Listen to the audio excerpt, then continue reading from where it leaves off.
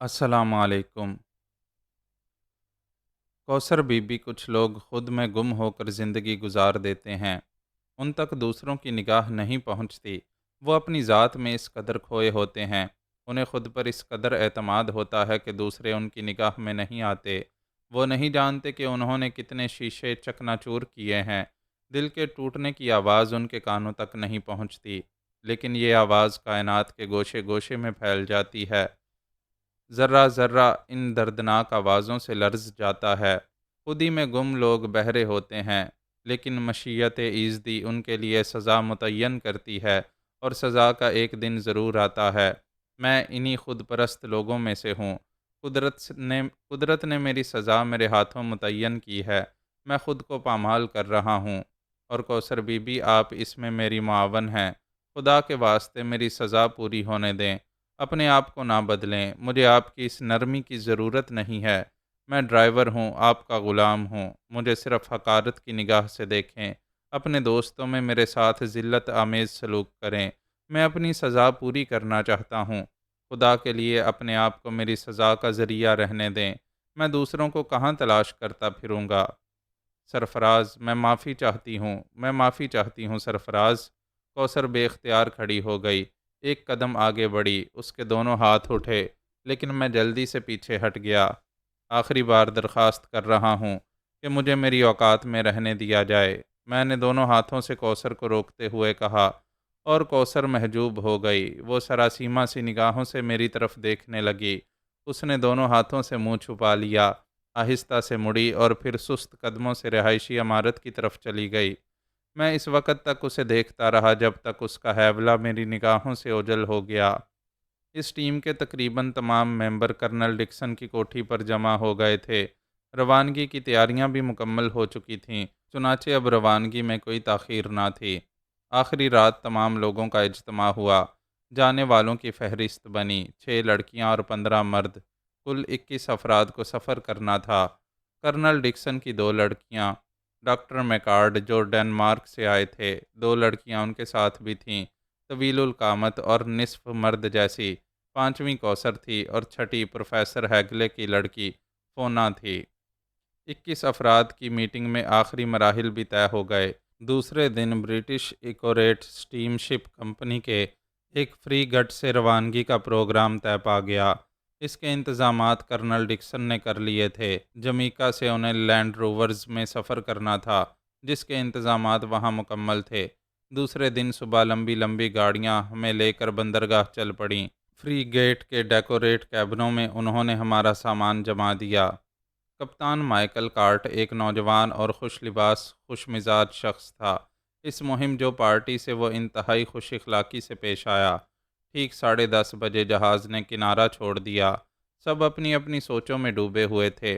میں بھی ایک ریلنگ سے ٹکا ہوا سمندر کے بلبلوں پر نگاہ جمائے ماضی کے دھندلکوں میں کچھ تلاش کر رہا تھا۔ پھر مجھے اپنا گھر، وطن، اپنے لوگ، رشید الدین صاحب، کہکشاں، نور جہاں، زلیخا، سب ہی یاد آ رہے تھے۔ پھر میں نے گہری سانس لے کر خیالات کو جھٹک دیا، اور وہاں سے ہٹنے کا سوچ ہی رہا تھا کہ میریسا نے میری پشت پر ہاتھ رکھ دیا۔ میں نے پلٹ کر دیکھا۔ میریسا کو دیکھ کر میری آنکھوں میں کوئی جذبہ پیدا نہ ہوا۔ ہیلو مس میریسا، میں نے انتہائی سرد لہجے میں کہا۔ ہیلو، میریسا نے اپنی آواز میں دلکشی اور لچک پیدا کرتے ہوئے کہا۔ فرمائیے، میں نے میریسا کو مخاطب کیا۔ تنہا کیوں ہو؟ اس نے پوچھا۔ نئی بات نہیں ہے، میں نے ریلنگ سے کمر ٹکا دی۔ عادی ہو؟ میریسا مسکرائی۔ ہاں، میں نے لاپرواہی سے کہا۔ کیوں؟ اس کا میرے پاس کوئی جواب نہیں ہے۔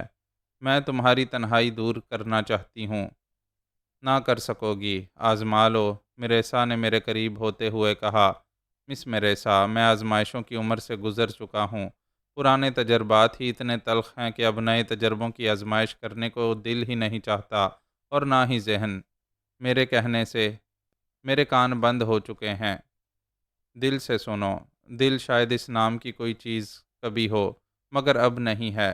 اب تو دھڑکنیں بھی معدوم ہو چکی ہیں۔ کوئی گہری چوٹ کھائی ہے؟ ممکن ہے، مجھے نہ بتاؤ گے؟ کیوں؟ تم کون ہو؟ میریسا نے شرارت بھری آواز میں کہا۔ جاؤ بیبی جاؤ، ڈیڈی انتظار کر رہے ہوں گے۔ سرفراز مریسا نے اس کے سینے تک پہنچنے کی کوشش کی۔ Get out! وہ اتنے زور سے دھاڑا کہ مریسا اچھل پڑی۔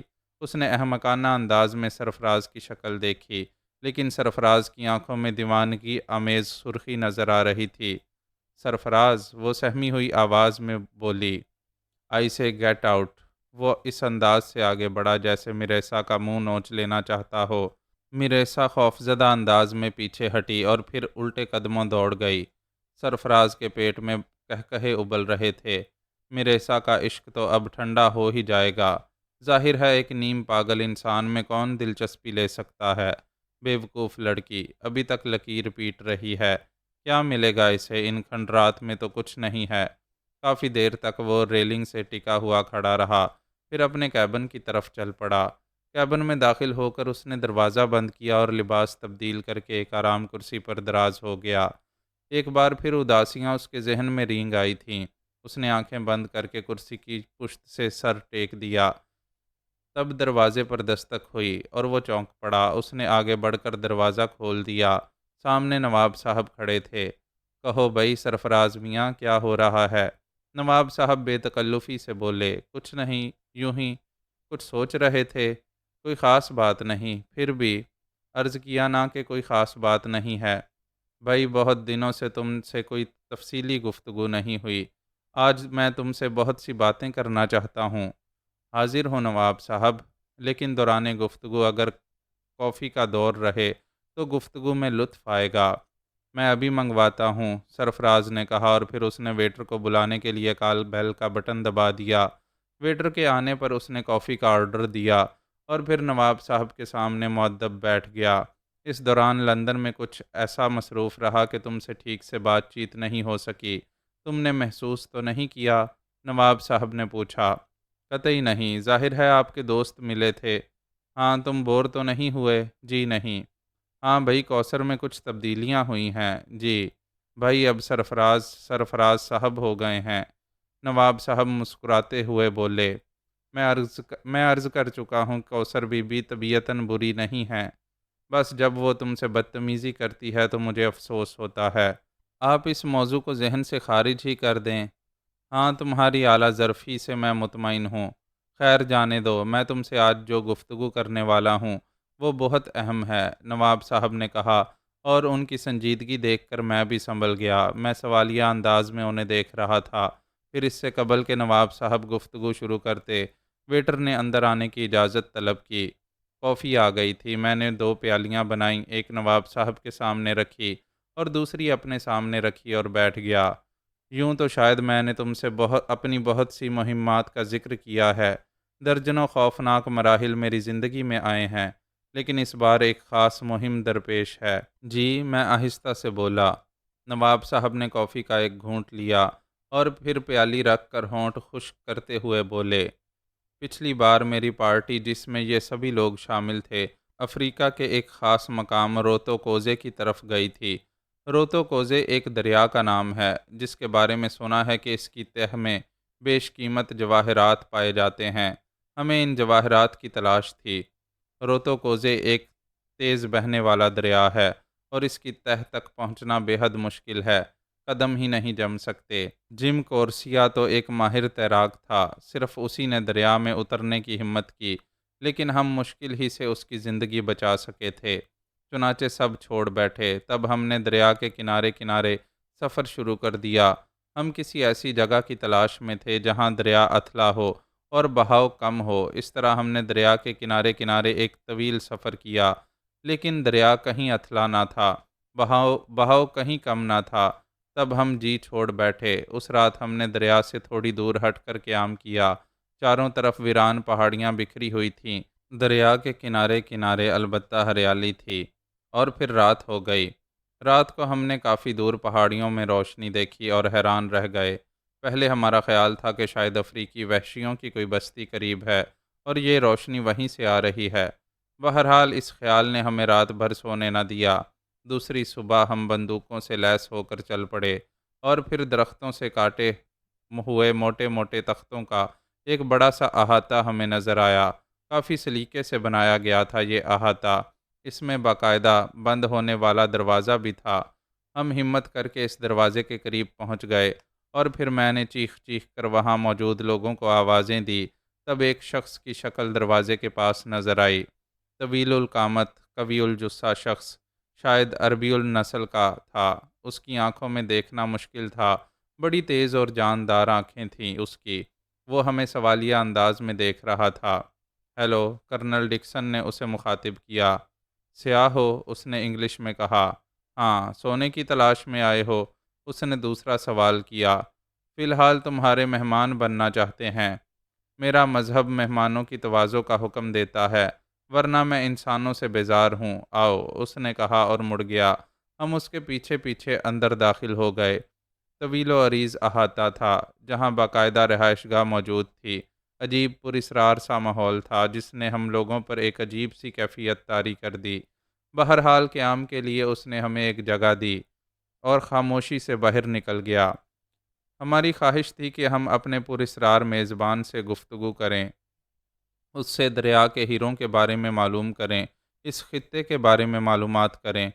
بہرحال وہ ایک مہذب نسل کا انسان معلوم ہوتا تھا، لیکن اس کی پراسرار خاموشی، اس کا بیزار بیزار سا انداز ہمارے اندر جرت نہیں پیدا ہونے دے رہا تھا کہ ہم اس سے گفتگو کریں۔ کیا خیال ہے فیروز، کس ٹائپ کا آدمی ہے؟ عجیب، نہ جانے آدمی ہے بھی کہ نہیں، میں نے جواب دیا۔ اوہ، تم مشرق کی کوئی پراسرار داستان دہراؤ گے؟ کرنل ڈکسن نے ہنستے ہوئے کہا۔ پھر تم ہی اس کے بارے میں کچھ بتاؤ۔ بھائی ہے تو پراسرار، شکل و صورت سے بھی مشرقی ہی لگتا ہے۔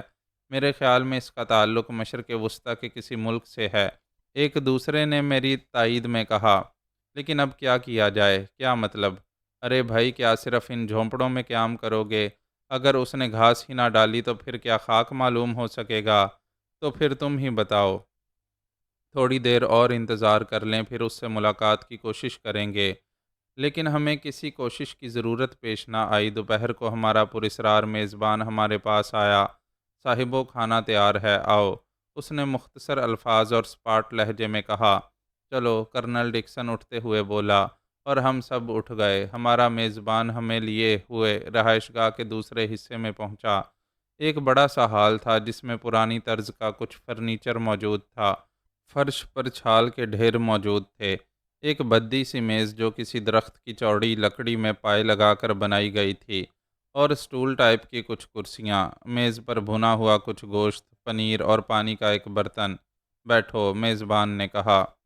ہم نے آپ کو تکلیف دی، شروع کرو، اس نے ہماری بات کا نوٹس لیے بغیر کہا اور خود بھی ایک سٹول پر بیٹھ گیا۔ ہم نے بے تکلفی سے کھانا شروع کر دیا۔ انتہائی لذیذ گوشت تھا، خوب ڈٹ کر کھایا، تکلف کی ضرورت ہی نہ تھی۔ کھانے کے بعد ہمارے میزبان نے قہوہ پیش کیا۔ قہوہ پینے کے دوران ہم نے موقع غنیمت جان کر اس سے گفتگو کا آغاز کیا۔ معزز میزبان، گو ہم زبردستی کے مہمان ہیں، لیکن آپ نے بہرحال ہمیں بحیثیت مہمان قبول کیا، تو اس کے ساتھ کچھ اور رسوم بھی تو ہوتی ہیں۔ مثلاً، اس نے بھاری لہجے میں پوچھا۔ اس کا چہرہ اس وقت بھی کسی قسم کے تاثرات سے عاری تھا۔ مثلاً تعارف ضروری ہے؟ ہاں، ہماری رسومات میں شامل ہیں۔ مجھے رسومات سے نفرت ہے، اس نے بیزاری سے کہا۔ تب پھر آپ نے رسم میزبانی ہی کیوں پوری کی؟ ہاں، وہ کچھ سوچنے لگا، پھر اس کے چہرے پر ہلکے سے نفرت کے آثار ابھرے۔ دراصل مجھے دولت کے پجاریوں سے سخت نفرت ہے۔ تم لوگ زندگی کی بازی لگا کر سونے کی تلاش میں آتے ہو، حادثات جنم دیتے ہو، کتے کی موت مرتے ہو یا دوسروں کو مار جاتے ہو۔ غور کرو، یہ چمکتی دھات انسانی زندگی میں کیا حیثیت رکھتی ہے۔ تم اسے کھا نہیں سکتے، تم اس کے ہتھیار نہیں بنا سکتے، کسی کام بھی تو نہیں آ سکتی یہ، لیکن تم اس کے لیے زندگی کو جہنم بنا دیتے ہو۔ مجھے تم سے نفرت ہے، سخت نفرت۔ اوہ، لیکن ہم سونے کی تلاش میں نہیں آئے، پھر کیوں ان صحراؤں کی خاک چھان رہے ہو؟ ہم مہم جو ہیں، ایڈونچر پسند۔ افریقہ ایک پراسرار اور دلکش خطہ ہے، اس کی کشش ہمیں کھینچ لائی ہے۔ جھوٹ بولتے ہو، بکواس کرتے ہو۔ اگر تمہارے سامنے روشن پتھروں کا کوئی ڈھیر آ جائے تو کیا تم اس کے لیے ایک دوسرے کو قتل کرنے پر نہ تل جاؤ گے؟ شاید نہیں، میرے میزبان۔ اعلیٰ ظرف بننے کی کوشش مت کرو۔ میں نے بیرونی دنیا سے آئے ہوئے دو بھائیوں کو قیمتی پتھروں کے لیے ایک دوسرے کی جان لیتے دیکھا ہے۔ اوہ نہیں، تم غلط فہمی میں مبتلا ہو دوست، میں نے ناخوشگوار لہجے میں کہا۔ اگر تم سچ کہہ رہے ہو تو میں اپنے رویے پر شرمندہ ہوں۔ ہمارے میزبان کے چہرے پر کسی قدر نرمی کے آثار نمودار ہو گئے۔ تو پھر تعارف کی رسم پوری ہو جائے۔ ہاں، وہ آہستہ سے مسکرایا۔ شاید تم مجھے متاثر کرنے میں کامیاب ہو گئے ہو۔ یہی صحیح، میں نے مسکراتے ہوئے کہا۔ میرا نام فرزان عامری ہے۔ کبھی مصر کا باشندہ تھا، اب مستقل اسی جگہ زندگی بسر کر رہا ہوں۔ خوب، ہم نے حیرت سے کہا۔ یقیناً آپ کی ذات سے کچھ کہانیاں وابستہ ہوں گی۔ کہانیاں کس کی ذات سے وابستہ نہیں ہوتیں؟ وہ خلا میں گھورتے ہوئے بولا۔ ٹھیک کہتے ہو، میں نے کہا، اور اچانک ہمارا میزبان چونک پڑا۔ اس کے چہرے پر ویسی ہی کرختگی نمودار ہو گئی۔ اچھا دوستو، آرام کرو، شام کے کھانے پر ملاقات ہوگی۔ ارے ارے کیوں؟ ہم اس کے اچانک اس طرح اٹھنے پر حیران رہ گئے۔ اس سے زیادہ گفتگو میری سرشت کے خلاف ہے، وہ سخت لہجے میں بولا۔ تب ہمیں اجازت دو، کرنل ڈکسن نے ناخوشگوار لہجے میں کہا، اور وہ چونک کر ڈکسن کی شکل دیکھنے لگا۔ کہاں جاؤ گے؟ ہمارے پاس بندوقیں ہیں، ان کے استعمال سے بھی واقف ہیں، شکار کر سکتے ہیں، کھا سکتے ہیں۔ قیام کے لیے تمہارے اس محل ہی کا انتخاب نہیں کیا تھا؟ کسی بھی پہاڑ کی کوئی چٹان ہمارے سروں کا سائبان بن سکتی ہے۔ خدا حافظ۔ کرنل ڈکسن واپسی کے لیے مڑا۔ اوہ ٹھہرو ٹھہرو دوستو، شاید تم ناراض ہو گئے ہو۔ تمہارے مذہب نے صرف یہ نہیں کہا کہ آنے والے کو گوشت بھون کر کھلا دو، خوش اخلاقی اور توجہ بھی تمہارے مذہب کا ایک فریضہ ہے، ڈکسن نے کہا۔ دراصل وہ دوسری طرف منہ کر کے بولا، میں نے دنیا کی رسموں میں دلچسپی لینا چھوڑ دیا ہے۔ لوگ حقیقی چہرے لے کر سامنے نہیں آتے۔ میں نے دنیا ہی چھوڑ دی ہے، کچھ نہیں رکھا، کچھ نہیں چاہیے مجھے دنیا سے۔ تم جانا چاہو تو جا سکتے ہو، مجھے تم سے کوئی دلچسپی نہیں ہے۔ بس جاؤ، گیٹ آؤٹ، وہ دہڑا۔ الجھے ہوئے انسان معلوم ہوتے ہو، دل ہلکا کر لو، ورنہ پھٹ جائے گا، مر جاؤ گے۔ ڈکسن مسکراتے ہوئے بولا۔ کیا دے دو گے مجھے؟ تسکین، سکون، محبت، کیا ہے تمہارے پاس؟ کچھ نہیں۔ بیکار لوگ، بیکار باتیں۔ تمہاری مرضی، ڈکسن نے شانے اچکائے، اور ہم سب واپسی کے لیے مڑ گئے۔ سنو سنو، میں شرمندہ ہوں، رک جاؤ، لیکن براہ کرم مجھ سے میرے بارے میں اور سوالات نہ کرنا۔ ہم ایک معاہدہ کر لیتے ہیں مسٹر فرزان عامری۔ کیسا معاہدہ؟ ہم لوگ ایک دوسرے کو اپنے بارے میں بتا دیں گے۔ یہ نہیں ہو سکتا، میں مجبور ہوں۔ چلو، حالات جس حد تک اجازت دیں۔ اچھا، اس نے تھکے تھکے سے لہجے میں کہا، اور ہم رکنے پر آمادہ ہو گئے۔ شام کے کھانے تک کے لیے اجازت دو۔ ٹھیک ہے، کوئی بات نہیں ہے۔ اور پھر ہم اپنی اس رہائش گاہ کی طرف چل دیے جہاں اس نے ہمیں ٹھہرایا تھا۔ ہاں بھائی، کیا چیز ہے یہ شخص؟ کرنل ڈکسن نے ایک طویل سانس لے کر بیٹھتے ہوئے کہا۔ جو کچھ بھی ہے، دلچسپ شخصیت ہے، لیکن اسے کھولنا بہت مشکل ہوگا۔ کوشش تو کی جانی چاہیے۔ یقیناً یہ ہیروں کے بارے میں بہت کچھ جانتا ہوگا، لیکن پھر اس کی نظروں میں ہماری پوزیشن بھی انہی لوگوں جیسی ہوگی جن سے یہ نفرت کرتا ہے۔ خود یہ کیا ہے، پتہ لگنا چاہیے۔ ہاں، بڑا مشکل کام ہوگا۔ اس عمارت میں تنہا معلوم ہوتا ہے۔ ہاں، کوئی اور شکل تو نظر نہیں آئی، نہ ہی کسی اور کی موجودگی کا احساس ہوا ہے۔ تو یہ پورا کارخانہ اس کا تعمیر کردہ ہے؟ کیا تعجب ہے! ممکن ہے۔ پھر ہیروں کی کیا رہی؟ یار، رات اور گزار لو۔ اگر بڈھا اسی طرح ایکٹنگ کرتا رہا تو اس پر لعنت بھیج کر یہاں سے آگے بڑھ جائیں گے۔ چلو ٹھیک ہے، کرنل ڈکسن نے کہا، اور ہم سب خاموش ہو گئے۔ شام تک آرام کیا، اور پھر رات کے کھانے پر اس سے ملاقات ہوئی۔ اس وقت اس کے چہرے پر غیر معمولی نرمی نظر آ رہی تھی۔ اس نے مسکراتے ہوئے ہمارا استقبال کیا۔ مجھے افسوس ہے، ان ویرانوں میں آپ لوگوں کی کوئی خاطر نہیں کر سکا۔ نہیں مسٹر فرزان عامری، اگر غور کریں تو کھانا پینا ہی کوئی حیثیت نہیں رکھتا۔ ہاں، اگر آپ سے مکمل تعارف ہو جاتا تو خاطر مدارت کی تمام رسمیں پوری ہو جاتیں۔ کیا کرو گے ہم میرے بارے میں جان کر؟ بس یوں ہی، تمہاری شخصیت دلکش ہے، اور دلکشی کی طرف دوڑنا انسان کی فطرت ہے۔ نہیں دوستو، میں سر سے پاؤں تک ایک کچلی ہوئی لاش ہوں جو سڑ چکی ہے۔ تم اس کا تعفن نہیں محسوس کر رہے۔ میری آنکھوں میں دیکھو، کیا ان میں تمہیں زندگی کے چراغ روشن نظر آتے ہیں؟ میں بجھ چکا ہوں، میں مر چکا ہوں۔ مجھ میں زندگی نہیں ملے گی اور مردہ چیزوں سے کسے دلچسپی ہو سکتی ہے؟ دیکھ سکتے ہو تو میری لاش دیکھ لو اور اس کے بعد اپنا تجسس مجھ میں دفن کر دو۔ اس کی آواز میں آنسوؤں کی نمی تھی۔ ان الفاظ سے ہم خاصے متاثر ہوئے تھے۔ دل کا راز کہہ دینے سے بوجھ ہلکے ہو جاتے ہیں۔ ممکن ہے ہم تمہارا کچھ دکھ بانٹ سکیں۔ میں دکھوں سے بے نیاز ہوں، زندگی کا بوجھ گھسیٹ رہا ہوں۔ جب تک سانسوں کی گرفت میں ہوں، توڑ سکتے ہو سانسوں کا یہ طلسم تو توڑ دو، میرے اوپر بڑا احسان ہوگا۔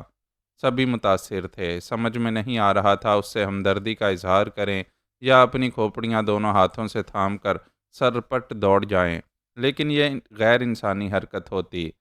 مسٹر فرزان، ہم آپ کی طرف دوستی کا ہاتھ بڑھاتے ہیں، اگر چاہیں تو ہماری دوستی قبول کر لیں، ممکن ہے اس سے ہم دونوں کو فائدہ ہو، ڈکسن نے کہا۔ اس کے ہونٹوں پر ایک غم آلود مسکراہٹ پھیل گئی۔ اپنے بارے میں بتاؤ، کیوں آئے ہو ان ویرانوں میں؟ تمہارا پہلا ہی خیال ٹھیک تھا، تیز بہاؤ والے دریا کی اتھلی سطح کی تلاش میں یہاں تک پہنچے ہیں۔ ہیرے؟ وہ ہماری آنکھوں میں دیکھ کر مسکرایا۔ ہاں، ہیرے۔ اس نے ایک گہری سانس لی۔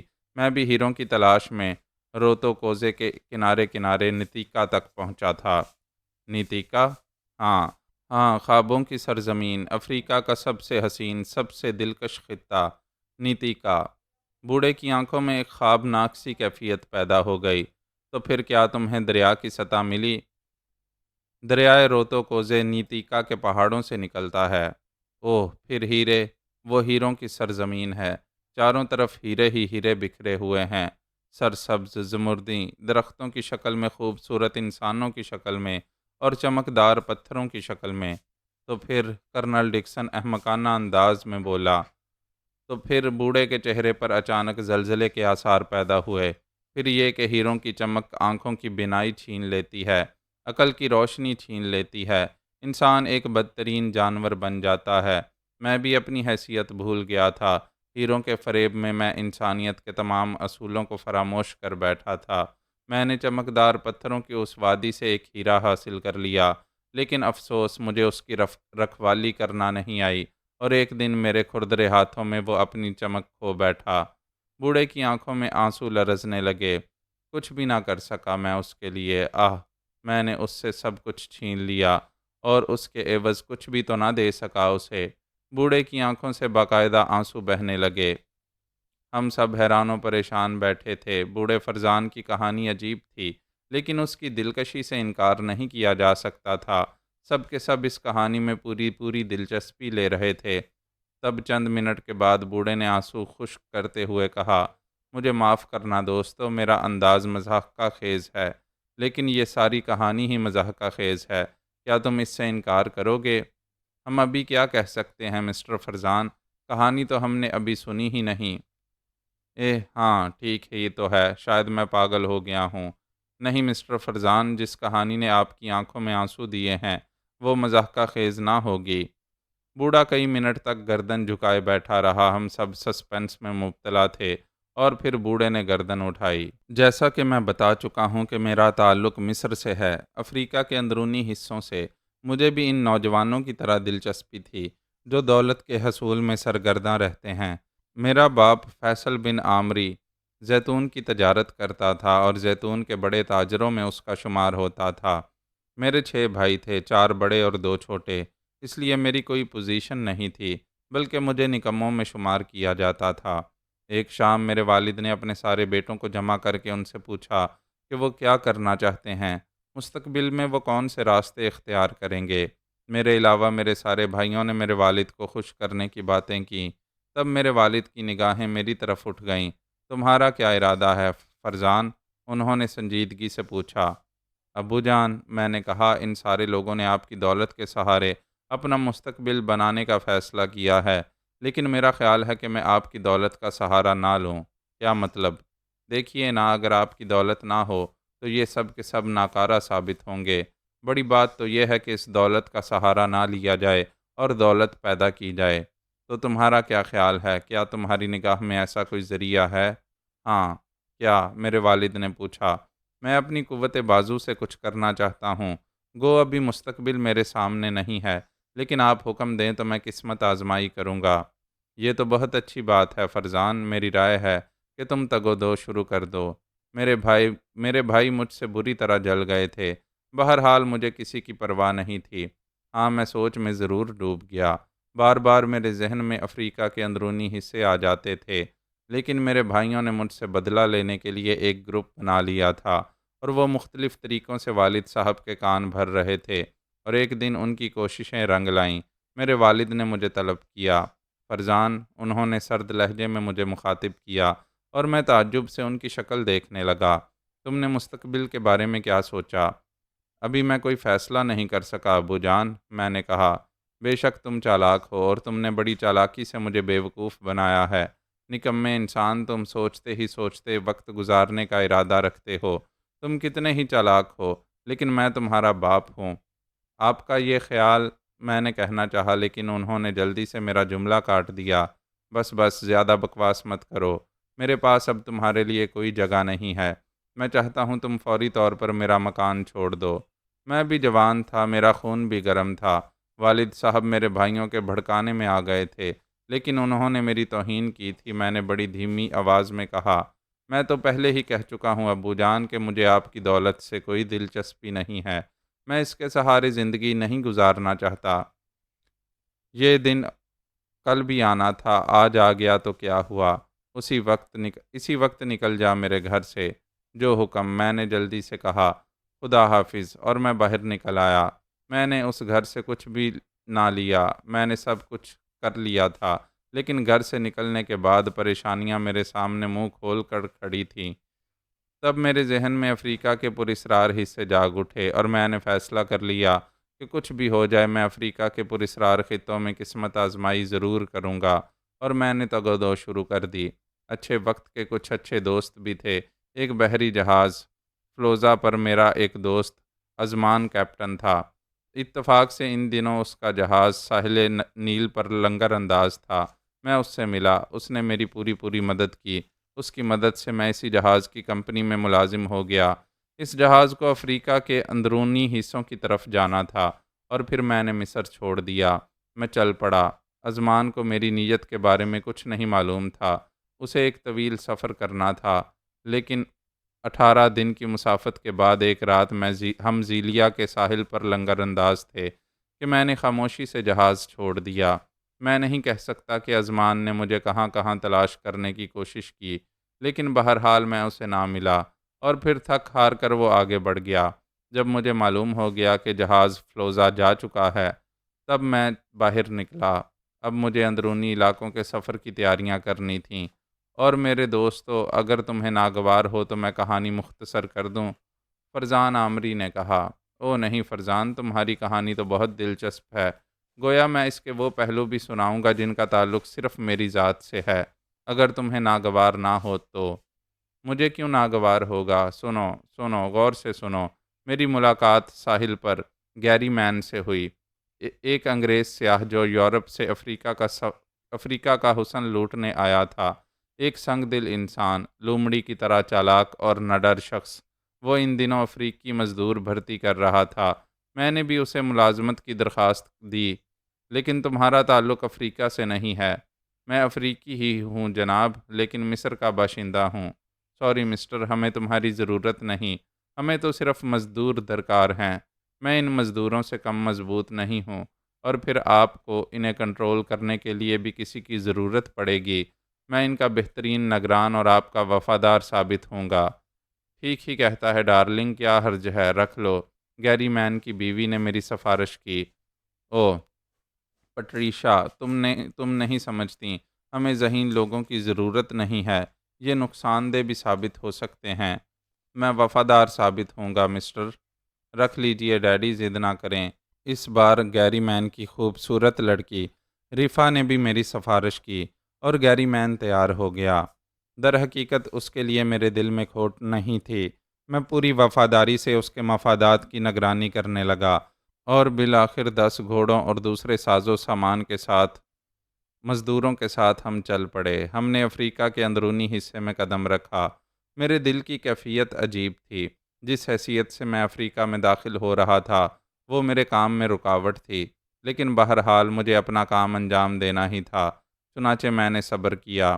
افریقہ کے دشوار گزار علاقے آئے، چھوٹے چھوٹے حادثے بھی ہوئے، اور گیری مین کو میری فراست کا قائل ہونا پڑا۔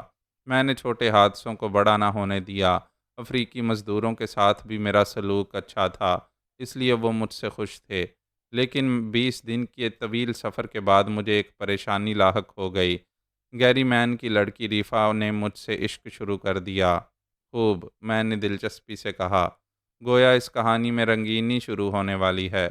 اس رات چاند نے آسمان و زمین کو روشن کر رکھا تھا، تارے چٹکے ہوئے تھے، ماحول سائیں سائیں کر رہا تھا، دور درختوں کے عقب سے جانوروں کی آوازیں آ رہی تھیں۔ مجھے نیند نہیں آ رہی تھی، چنانچہ میں اپنے خیمے سے باہر نکل آیا۔ مزدوروں کے خیموں کے چاروں طرف آگ روشن تھی، وہ لوگ بھی ماحول سے خوف زدہ تھے، لیکن میں نے اس کی پرواہ نہیں کی اور باہر نکل آیا۔ پھر خیموں سے کچھ دور میں زمین پر بیٹھ گیا۔ میرے ذہن میں عجیب عجیب خیالات آ رہے تھے۔ میں اپنے مستقبل کے بارے میں سوچ رہا تھا کہ اچانک مجھے دور سے کوئی آتا نظر آیا۔ چال ڈھال سے میں پہچان گیا کہ وہ ریفا ہے۔ میں چونک کر کھڑا ہو گیا۔ ریفا کا رخ میری طرف ہی تھا۔ ہیلو، اس نے میرے قریب پہنچ کر کہا۔ ہیلو مس ریفا، آپ اس وقت؟ مجھے بھی تمہاری طرح نیند نہیں آ رہی تھی، اس نے مسکراتے ہوئے کہا۔ اس نے شب خوابی کا لبادہ پہنا ہوا تھا، جس کے نیچے سے اس کا بدن جھلک رہا تھا۔ میری نگاہیں جھک گئیں۔ بہرحال وہ میرے مالک کی لڑکی تھی۔ یہاں کیا کر رہے ہو فرزان؟ کچھ نہیں مس ریفا، بس یوں ہی نیند نہیں آ رہی تھی، چلا آیا۔ بیٹھ جاؤں؟ اس نے خاص انداز میں مسکراتے ہوئے کہا۔ اوہ، تشریف رکھیے۔ میں احتراماً کھڑا ہو گیا۔ ارے ارے، تم کھڑے کیوں ہو گئے؟ بیٹھو۔ اس نے میرا ہاتھ پکڑ کر مجھے اپنے نزدیک بٹھا لیا۔ شکریہ مس ریفا۔ تکلف چھوڑو، یہاں میرے اور تمہارے علاوہ کوئی نہیں ہے، اس نے کہا، اور مجھے اس کے لہجے میں خطرے کی گھنٹیاں بجتی ہوئی محسوس ہوئیں۔ تاہم میں خاموشی سے بیٹھ گیا۔ نیند کیوں نہیں آئی؟ اس کے لہجے میں لگاوٹ تھی۔ بس کوئی خاص بات نہیں۔ جھوٹ، وہ مسکرائی۔ اس کی آنکھوں میں نشہ تیر رہا تھا اور ہونٹ عجیب سے انداز میں کپ کپا رہے تھے۔ نہیں مس ریفا، میں بوکھلاہٹ کی حدود میں پہنچ گیا۔ میں نے تمہارا بغور مطالعہ کیا ہے فرزان۔ جی؟ تم وہ نہیں ہو جو نظر آتے ہو۔ مس ریفا، میں تھوک نگل کر رہ گیا۔ میں تمہارے بارے میں بری رائے نہیں رکھتی۔ میں کچھ بھی نہیں ہوں مس ریفا۔ مجھے بھی اپنے بارے میں نہیں بتاؤ گے؟ وہ میرے اتنے نزدیک کھسک آئی کہ اس کا بدن میرے بدن سے مس ہونے لگا۔ اس وقت تک عورت کی میری زندگی میں کوئی حیثیت نہیں تھی۔ اتنا قرب زندگی میں پہلی بار نصیب ہوا تھا۔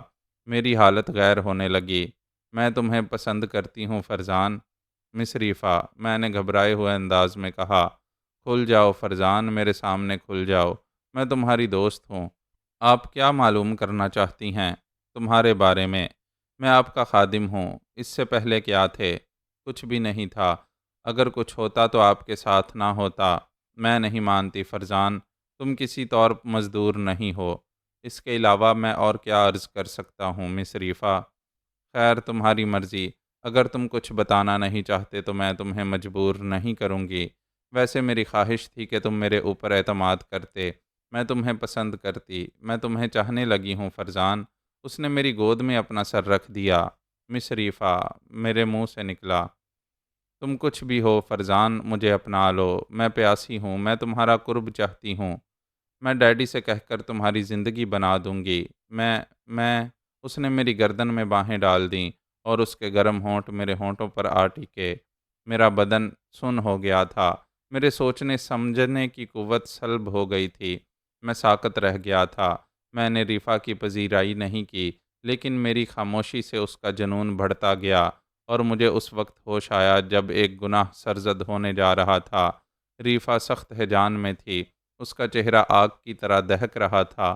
میں ایک دم الگ ہٹ گیا۔ ریفا، فرزان، فرزان، اس نے مخمور آواز میں کہا۔ آپ خیمے میں واپس چلی جائیے مس ریفا۔ فرزان، تمہیں کیا ہو گیا ہے؟ فرزان، کیا میں حسین نہیں ہوں؟ کیا میں جوان نہیں ہوں؟ دیکھو میرا بدن، دیکھو، دودھ کی طرح سفید، پلاسٹک کی طرح چکنا، پتھر کی طرح ٹھوس۔ براہ کرم آپ واپس چلی جائیں مس۔ تم میری توہین کر رہے ہو فرزان۔ آپ چلی جائیے مس ریفا، ورنہ میں… فرزان، کیوں موت کو آواز دے رہے ہو؟ ریفا غرائی۔ خدا کے لیے آپ چلی جائیے مصریفہ، آپ میرے مالک کی لڑکی ہیں، میں نمک حرام نہیں ہوں، میں آپ کا احترام کرتا ہوں، میں گیری مین کا احترام کرتا ہوں۔ کیا فضول باتیں لے بیٹھے ہو احمق، احترام اپنی جگہ، ضرورت اپنی جگہ، میں کسی بھی مزدور کو پسند کرتی ہوں، میرے باپ کو کوئی اعتراض نہ ہوگا، لیکن مجھے اعتراض ہے، میں تمہیں تباہ کر دوں گی۔ تباہ؟ میں نے کہا، اور میرے ہونٹوں پر مسکراہٹ پھیل گئی۔ تباہ تو میں پہلے ہی ہوں مصریفہ، آخری بار کہہ رہی ہوں، حماقت نہ کرو، مجھے افسوس ہے مصریفہ، میں آپ کی خواہش پوری نہ کر سکوں گا۔ اور ریفا مجھے گھورنے لگی۔ چاندنی رات میں اس کا خوبصورت چہرہ بھیانک نظر آنے لگا، وہ شدت جذبات سے سر پٹک رہی تھی، پھر اس کی آنکھوں میں خون اتر آیا۔ فرزان، آخری موقع دے رہی ہوں، میری محبت کو قبول کر لو، ورنہ میری نفرت کا شکار ہو جاؤ گے۔ کچھ بھی ہو جائے مصریفہ، میں آپ کی خواہش کی تکمیل نہیں کر پاؤں گا، میں نے فیصلہ کن لہجے میں کہا، اور اچانک ریفا کے منہ سے ایک چیخ نکلی۔ چیخ ایسی اچانک تھی کہ میں بھی اچھل پڑا، لیکن اس کے بعد گویا چیخنے کی مشین بن گئی۔ مزدوروں میں شور مچ گیا، گیری مین بھی بندوق لے کر نکل آیا۔ میری سمجھ میں نہیں آ رہا تھا کہ ریفا کو کیا ہوا، کیا اسے کسی سانپ نے ڈس لیا ہے، لیکن میں سمجھ بھی کیسے سکتا تھا، عورت کو میں نے ابھی کہاں دیکھا تھا۔ مزدوروں اور گیری مین نے ہمیں چاروں طرف سے گھیر لیا۔ میں حیران و پریشان کھڑا تھا اور ریفا لباس سے بے نیاز زمین پر پڑی تھی۔ ڈیڈی، ڈیڈی بچاؤ مجھے اس بھیڑیے سے، وہ چیخی، اور تب گیری مین نے میری طرف دیکھا۔ کیا بات ہے، وہ غرایا۔ تب صورتحال میری سمجھ میں آئی، لیکن میں سنبھل نہیں سکا۔ ریفا اتنی جلدی قدم اٹھائے گی مجھے گمان بھی نہیں تھا۔ مجھے بچاؤ ڈیڈی، آہ میرا لباس۔ وہ اٹھ کر لباس کی طرف جھپٹی اور اس نے جلدی جلدی لباس پہن لیا۔ فرزان، یہ سب کیا ہے؟ میں بتاتی ہوں ڈیڈی۔ ریفا لباس پہننے کے بعد بولی۔ مجھے نیند نہیں آ رہی تھی، میں یوں ہی اپنے خیمے سے نکل آئی۔ یہ بدماش شاید پہلے ہی میری طاق میں تھا، یہ میرے پیچھے پیچھے یہاں تک پہنچ گیا، اور پھر اس نے، آہ ڈیڈی، میں نے شدید مدافعت کی، اگر آپ لوگ نہ آ جاتے تو نہ جانے یہ میرے ساتھ کیا سلوک کرتا۔ فرزان، گیری مین غضبناک آواز میں چیخا، اور اس نے رائفل میری طرف تان لی۔ شدت جوش میں اس نے میرے اوپر گولی چلا دی۔ اگر میں اچھل کر ایک طرف نہ ہٹ گیا ہوتا تو کہانی ختم ہو جاتی۔ ریفا کے الزام اور گیری مین کے رویے پر مجھے بھی غصہ آ گیا۔ گیری مین کا دوسرا فائر بھی میں نے خالی کر دیا، اور پھر جھپٹ کر میں نے اس کے ہاتھ سے رائفل چھین لی۔ ہوش میں آؤ گیری مین، میں نے غراتے ہوئے کہا، لیکن گیری مین آپے سے باہر ہو رہا تھا۔ اس نے مجھ سے لپٹنے کی کوشش کی، لیکن میرے طاقتور گھونسے نے اسے زمین چٹا دی۔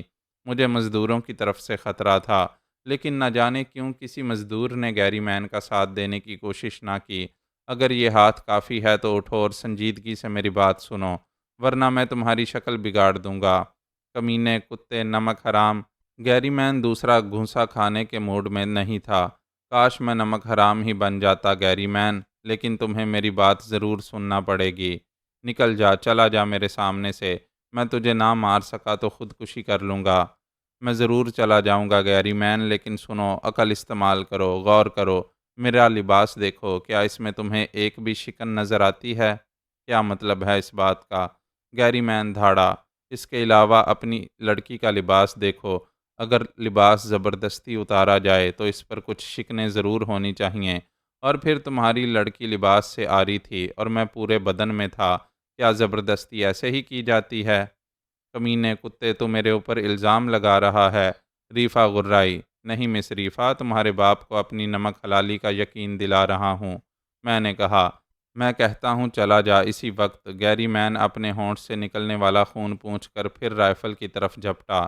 اوکے گیری مین، لیکن ایک گھوڑا، ایک رائفل اور تھوڑا سا کھانے پینے کا سامان چاہیے، اس کے بغیر نہیں جاؤں گا۔ دیکھا تم نے؟ گیری مین اپنی بیوی کی طرف دیکھ کر دھاڑا۔ تم نے ہی اس کی سفارش کی تھی، اور تمہاری بیٹی نے بھی کی تھی گیری مین، میں نے طنز سے کہا۔ اسے گھوڑا دے دو، ورنہ گیری مین مزدوروں کی طرف رخ کر کے بولا۔ آؤ دوستو، مجھے گھوڑا دے دو، ورنہ مسٹر گیری مین خودکشی کر لیں گے، میں نے کہا، اور وہاں سے چل پڑا۔ لیکن اب میں اتنا بیوقوف بھی نہیں تھا۔ مزدوروں نے مجھے میرا مطلوبہ سامان دے دیا اور گیری مین نے چالاکی سے مجھے دوبارہ گولی مارنے کی کوشش کی، لیکن میں ہوشیار تھا۔ اس کے دونوں فائر خالی کر دینے کے بعد میں نے گھوڑا اس کے اوپر چڑھا دیا اور اس کی گردن پر ایک لات رسید کر دی۔ جب کبھی عقل آ جائے گیری مین تو مجھے بے قصور سمجھ لینا، میں نے کہا اور پھر ریفا کی طرف رخ کر کے بولا، مجھے افسوس ہے مس ریفا، میں نے آپ کو کسی قابل نہیں سمجھا، امید ہے آپ مجھے یاد رکھیں گی۔ ریفا نے نفرت سے زمین پر تھوک دیا اور میں نے گھوڑے کو ایڑ لگا دی۔ رات کا وقت، خوفناک جنگل میں سفر کرنا بے حد خطرناک تھا، لیکن چارہ بھی نہیں تھا۔ ان لوگوں سے کافی دور نکل آیا، لیکن سچی بات ہے کہ میں بھی خوف زدہ تھا اور میرا گھوڑا بھی۔ بہرحال رات کاٹنے کے لیے ایک اونچی پتھریلی جگہ کا انتخاب کیا، لیکن گیری مین سے اتنی دور نکل آیا تھا کہ اب اس کے خیموں کی روشنی بھی نظر نہیں آ رہی تھی۔ گھوڑے کو ایک جگہ باندھ کر میں نے ساتھ لائے سامان میں سے بچھانے کا سامان نکالا اور اسی چٹان پر بستر جما لیا، لیکن رات بھر خوف سے نیند نہیں آئی، خیالات میں ڈوبا رہا۔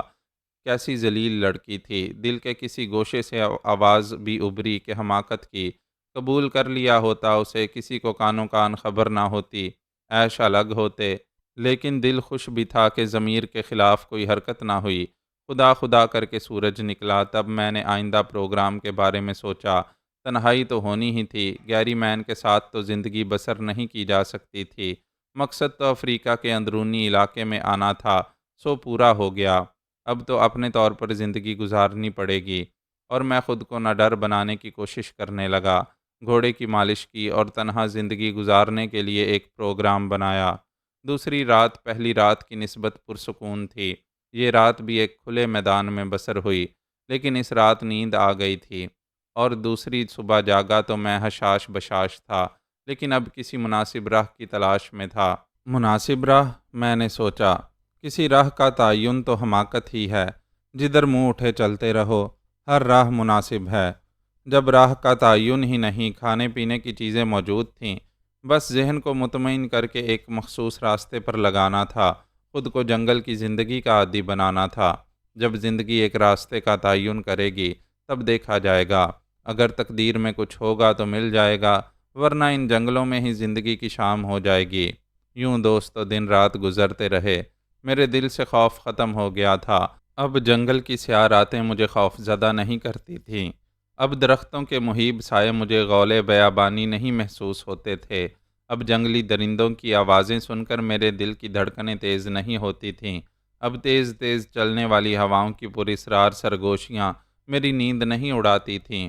اب میں رات کو اپنے نزدیک آگ روشن کر کے آرام سے سو جاتا تھا۔ میرا گھوڑا مجھ سے زیادہ فاصلے پر نہ ہوتا، بہت ہوش مند جانور تھا، کئی بار اس نے مجھے خطرے سے آگاہ کیا۔ بہرحال اب میری زندگی ایک جنگلی انسان کی سی زندگی تھی۔ سفر کرتا رہا، رات ہوتی تو آرام کرتا، دن میں چل پڑتا، آہستہ آہستہ انسانوں کی شکلیں بھولتا جا رہا تھا۔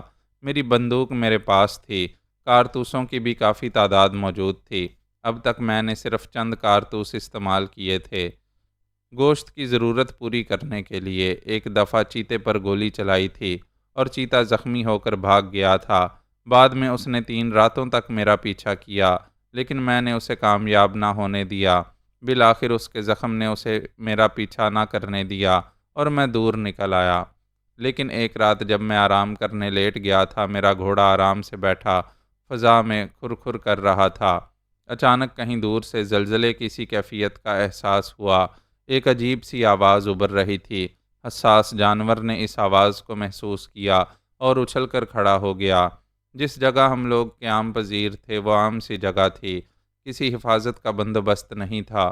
میں اس آواز کی حقیقت جاننے کی کوشش کرنے لگا اور پھر اس آفت کا مقابلہ کرنے کی حفاظتی تدابیر کرنے لگا۔ سب سے پہلے میں نے اپنا سامان گھوڑے پر بار کیا اور تیار ہو گیا۔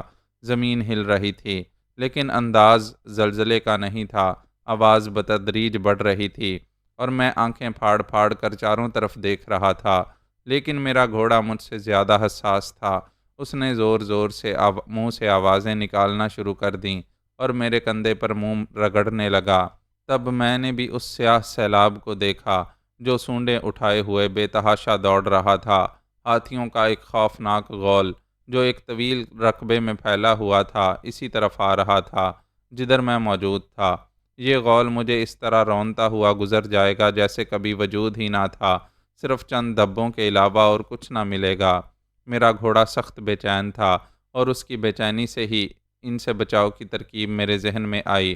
چنانچہ دوسرے لمحے میں گھوڑے پر سوار ہو گیا اور اسی طرف دوڑ پڑا جدھر ہاتھیوں کا رخ تھا۔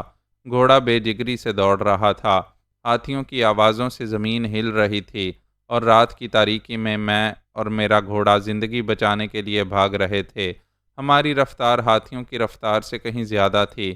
اس وقت صحیح معنوں میں گھوڑے کی خصوصی حسیات کام آ رہی تھیں، ورنہ رات کی تاریکی میں مجھے تو تھوڑے فاصلے سے کوئی چیز بھی نظر نہیں آ رہی تھی۔ درختوں کے گھنے جنگل اور اس کے بعد ایک چھوٹے سے میدان سے گزر کر ہم ایک پتھریلے علاقے میں پہنچ گئے، اور پھر گھوڑا ایک اونچے ٹیلے پر چڑھنے لگا۔ ٹیلا کافی بلند تھا۔ گھوڑا چونکہ خود بھی خوف زدہ تھا، اس لیے اس نے پوری قوت سے چڑھائی طے کی اور ٹیلے پر پہنچ گیا۔ ہاتھیوں کے دوڑنے کی آوازیں یہاں بھی آ رہی تھیں، گو کافی فاصلہ تھا، ظاہر ہے ان کا رخ ادھر ہی تھا۔ بہرحال میں خوف زدہ نگاہوں سے گھوڑے کی پشت پر بیٹھا ان کالی بلاؤں کا انتظار کرتا رہا۔ ہاتھیوں کی خوفناک چنگاڑیں سنائی دے رہی تھیں، اور پھر سامنے غول دوبارہ نمودار ہوا۔ کیا وہ اس ٹیلے پر بھی چڑھ آئیں گے؟ میں نے سوچا۔ مشکل تھا۔ بہرحال فی الحال یہی محفوظ جگہ تھی، لیکن کمبخت ہاتھیوں نے مجھے دیکھ لیا تھا۔ نہ جانے جنگل کے ان وحشیوں کو مجھ سے کیا دشمنی ہو گئی۔ غول آگے بڑھ گیا، لیکن 10-12 ہاتھی ٹیلے کے پاس رک گئے۔ انہوں نے سونڈوں سے ٹیلے کو ٹٹولا، اور 2 ہاتھیوں نے اوپر چڑھنے کی کوشش کی۔ نہ جانے کیوں میرے بدن میں بھی گرمی آ گئی۔ میرا خوف زائل ہو گیا اور میں نے بندوق سنبھال لی۔ بڑی ہوشیاری سے میں نے آگے والے ہاتھی کی آنکھ کا نشانہ لیا اور فائر کر دیا۔ گولی ٹھیک نشانے پر پڑی تھی۔ ہاتھی خوفناک انداز میں چنگاڑا، اور پھر اس نے پلٹ کر بھاگنے کی کوشش کی، لیکن چونکہ ٹیلے پر کافی چڑھ آیا تھا اس لیے لڑک گیا۔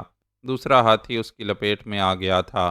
تب میں نے دوسرا فائر کیا اور نیچے کھڑے ہوئے ہاتھی بھاگ گئے۔ زخمی ہاتھی ٹیلے کے نیچے تڑپ رہا تھا۔ بہرحال تھوڑی دیر کے بعد اس ہاتھی کے سوا وہاں کوئی دوسرا ہاتھی نہ تھا۔ میں نے احتیاطاً زخمی ہاتھی پر 2 گولیاں اور چلائیں، اور وہ ٹھنڈا ہو گیا۔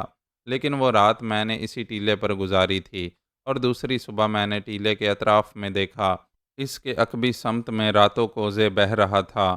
رات کو بھی میں نے اس دریا کی آوازیں سنی تھیں، لیکن اندازہ نہیں تھا کہ وہ اتنا قریب ہے۔ بے اختیار میرا دل نہانے کو چاہا اور میں گھوڑے سمیت نیچے پہنچ گیا، لیکن دریا کا تیز بہاؤ دیکھ کر میرے حواس درست ہو گئے۔ میں دریا میں اترنے کی ہمت نہیں کر سکا اور کنارے پر ہی نہانے لگا۔ گھوڑا بھی ایک کنارے پر پانی پی رہا تھا۔ تب اچانک میں نے دریا کے تیز بہاؤ میں جگمگاہٹیں دیکھیں اور میں اچھل پڑا۔ ہاں، وہ ہیرے ہی تھے، قیمتی پتھر جو انسان کی زندگی میں بہت بڑا دخل رکھتے ہیں۔ میں ساکت رہ گیا تھا۔ میرے خوابوں کی تعبیر میرے سامنے تھی، لیکن دریا کے تیز بہاؤ میں قدم رکھنا موت کو دعوت دینا تھا، اور بہرحال میں ایک ہوش مند انسان تھا۔ چنانچہ میں نے طے کیا کہ دریا کے کنارے کنارے اس طرف بڑھوں جدھر سے یہ دریا آ رہا ہے۔ ممکن ہے کوئی مناسب جگہ مل جائے۔ تب میرے دوستو، میں نے دریا کے کنارے کنارے سفر شروع کر دیا۔ دن رات کا سفر، اور نہ جانے کتنے سورج گزر گئے، لیکن دریا ہر جگہ یکساں تھا۔ مجھے مایوسی ہونے لگی۔ میں نے سوچا، 2 ہی راستے ہیں، یا تو زندگی داؤ پر لگا دی جائے، یا پھر ہیروں کا خیال چھوڑ دیا جائے۔ اس طرح کہاں تک سفر کروں گا؟ تب میں نے فیصلہ کیا کہ دریا کے کنارے 1 دن اور 1 رات کا آخری سفر کروں گا۔ اگر اس وقت بھی دریا ٹھیک نہ ہو تو پھر دونوں راستوں میں سے ایک پر عمل کروں گا۔ ہیروں کے حصول کا خیال میرے لیے بہت بڑی حیثیت رکھتا تھا۔ افریقہ کے ان ویران خطوں میں میری آمد کا مقصد ہی یہی تھا۔ میں یہاں سے اتنا لے جانا چاہتا تھا کہ اپنے باپ سے زیادہ دولت مند بن جاؤں، اور اسے بتاؤں کہ میں نے جو کچھ کہا تھا ٹھیک کہا تھا، اور میں نے سفر شروع کر دیا۔ میرے اوپر دھن سوار تھی، جس کی وجہ سے میں نے بے زبان گھوڑے کا خیال بھی نہ کیا، اور دوسری رات کے سورج نے مجھے ایک بستی دکھائی، چھوٹے چھوٹے جھونپڑوں پر مشتمل بستی جو ایک بڑے پہاڑ کے دامن میں آباد تھی، خونخوار لوگوں کی بستی۔ افریقہ کے دور دراز کے وحشیوں کے بارے میں مجھے کچھ نہیں معلوم تھا۔ وہ وحشی ضرور تھے، لیکن بہرحال انسان تھے۔ میں نے سوچا ان میں جاؤں اور ان سے ہیروں کے بارے میں معلوم کروں، اور میں بستی کی طرف چل پڑا۔ پوری بستی پر خاموشی طاری تھی۔ لوگ اپنے اپنے جھونپڑوں میں تھے۔ کوئی آواز نہیں تھی، کوئی انداز نہیں تھا۔ ہاں، بستی کے داخلی حصے میں نیم عریاں لباسوں میں ملبوس چند لوگ ایک قطار میں کھڑے تھے، اور خاموش کھڑے ہوئے لوگوں کی نگاہیں جو ہی میرے اوپر پڑیں، ان کے منہ حیرت سے کھل گئے۔ پھر انہوں نے مسرت بھرے نعرے لگائے اور میری طرف دوڑ پڑے۔ وہ زور زور سے چیخ رہے تھے۔ میں سہم گیا۔ نہ جانے وہ کیا کرنا چاہتے تھے، اور ان کی آوازوں سے سوئی ہوئی بستی گویا جاگ گئی۔ لوگ اس طرح جھونپڑوں سے نکل کر بھاگے، گویا کوئی بڑی تباہی آ گئی ہو، اور آن کی آن میں انہوں نے مجھے چاروں طرف سے گھیر لیا۔ تب میرے دوستو 10-12 آدمی میرے گھوڑے کے نزدیک آئے۔ میری بندوق تیار تھی، لیکن ان لوگوں کا دوستانہ انداز دیکھ کر میں نے بندوق نیچی کر لی۔ میں بھی ان کا تعاون چاہتا تھا، اس لیے دوستانہ انداز کے جواب میں نے دوستی کا مظاہرہ ضروری سمجھا۔ انہوں نے مجھے گھوڑے سے اترنے کا اشارہ کیا اور میں نیچے اتر آیا۔ تب اچانک وہ میرے اوپر ٹوٹ پڑے۔ وہ مجھے چاروں طرف سے ٹٹول ٹٹول کر دیکھ رہے تھے اور ایک دوسرے سے کچھ کہتے جا رہے تھے۔ کیا یہ آدم خور ہیں اور میرے گوشت کے بارے میں گفتگو کر رہے ہیں؟ میں نے سوچا اور میرے بدن کے رونگٹے کھڑے ہو گئے۔ لیکن ان کا انداز، اب جو کچھ بھی ہے، دریا میں داخل ہو کر ہیرے حاصل کرنے میں ہی کون سی آسانی تھی۔ ان لوگوں سے بھی نمٹنے کی کوشش کی جائے گی، لیکن اس وقت میری ہمت جواب دے گئی جب انہوں نے گھوڑے سمیت ہر چیز چھین لی، اور پھر عورتوں کا ایک غول آگے بڑھا اور اس نے مجھے چاروں طرف سے گھیر لیا۔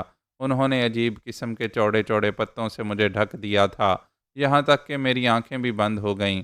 پھر وہ مجھے دھکیلتی ہوئی ایک طرف لے جانے لگیں۔ سانولے رنگ کی یہ عورتیں بڑے جاذب نقوش کی مالک تھیں، لیکن بہرحال میرے لیے اجنبی تھیں۔ میں ان کے ہاتھوں میں کھیل رہا تھا۔ پھر ایک بڑی جھونپڑی میں لے جا کر انہوں نے مجھے چھوڑا۔ میری آنکھیں کھلی تو میں نے اس جھونپڑی کو دیکھا، اور پھر اس میں موجود عورتوں کو۔ جتنی تعداد اندر آ سکتی تھی آ گئی، باقی باہر کھڑی شور مچا رہی تھیں۔ اندر والی عورتیں بہت خوش نظر آ رہی تھیں، وہ مجھے دیکھ دیکھ کر ہنس رہی تھیں۔ پھر 4 نوجوان عورتیں آگے بڑھیں اور انہوں نے میرے لباس کو کھینچنا شروع کر دیا۔ پہلے تو میں کچھ نہ سمجھا، لیکن پھر انہوں نے ایسی دھینگا مشتی شروع کر دی کہ مجھے خطرہ ہوا کہ لباس پھٹ جائے گا۔ میں نے گھبرا کر ان کا مافی الضمیر سمجھنے کی کوشش کی، اور جو کچھ میری سمجھ میں آیا تھا وہ یہ تھا کہ وہ سارا لباس اتارنا چاہتی ہیں۔ لیکن کیوں؟ پھر جب بس نہ چل سکا تو میں نے گھبرا کر کوٹ اتار دیا، اور پھر بنیان بھی، اور وحشی لڑکیاں میرے بدن پر ہاتھ پھیرتے ہوئے مسکرانے لگیں۔ ان کی آنکھوں میں پسندیدگی کے تاثرات تھے، لیکن میرے حواس اس وقت بالکل ہی ساتھ چھوڑ گئے جب انہوں نے میرے زیریں لباس کی طرف ہاتھ بڑھایا۔ میں گھبرا کر پیچھے ہٹ گیا، لیکن لڑکیاں مجھے کہاں چھوڑنے والی تھیں۔ دل ہی دل میں لاحول پڑ رہا تھا، نہ جانے یہ احمق عورتیں کیا کرنا چاہتی ہیں۔ میری ان کے آگے ایک نہ چلی اور انہوں نے مجھے برہنہ کر دیا۔ سخت شرم آ رہی تھی۔ میں بے بسی سے ان کے درمیان کھڑا رہا۔ تب 2 عورتیں ایک لکڑی کے برتن میں ایک عجیب سا سبزی مائل سیال لے کر آئیں، اور دوسری عورتوں نے مجھے گرا دیا۔ سیال میرے بدن پر ملا جانے لگا۔ کیا حالت ہوئی ہوگی دوستو! نرم نرم ہاتھ میرے بدن کی مالش کر رہے تھے۔ میں بے سدھ ہو گیا، اور لڑکیاں میرے بدن سے کھیلتی رہیں۔ پھر ایک بہت بڑے لکڑی کے تختے پر کچھ چیزیں رکھ کر لائی گئیں۔ کاش میں ان کی زبان سمجھ سکتا۔ سیال سے میرا بدن چمکنے لگا تھا، اور اس سے ایک عجیب سی خوشبو اٹھ رہی تھی۔ تب تختے پر رکھا ہوا پتوں کا لباس مجھے پہنایا گیا۔ اس نے میرے نچلے بدن کو ڈھانک لیا تھا۔ میں کسی قدر مطمئن ہوا، لیکن میری سمجھ میں نہیں آ رہا تھا کہ یہ سب کیا ہے۔ اس کے بعد انہوں نے میرے بدن پر رنگین مٹی سے لکیریں بنانا شروع کر دیں، اور اچھا خاصا کارٹون بنا دیا۔ پھر میرے سر پر ایک تاج پہنایا گیا، اور اس کے بعد میری آنکھیں چوندیا گئیں۔ انہوں نے مجھے رنگین پتھروں کا ایک ہار پہنایا تھا۔ ہاں دوستو، وہ ہار، صرف وہی ہار اگر مجھے مل جاتا تو میں مہذب دنیا کا ایک مالدار ترین انسان ہوتا۔ اسے دیکھ کر میں ساری تکلیفیں بھول گیا، اور ٹٹول ٹٹول کر ان ہیروں کی مالیت کا اندازہ لگانے لگا۔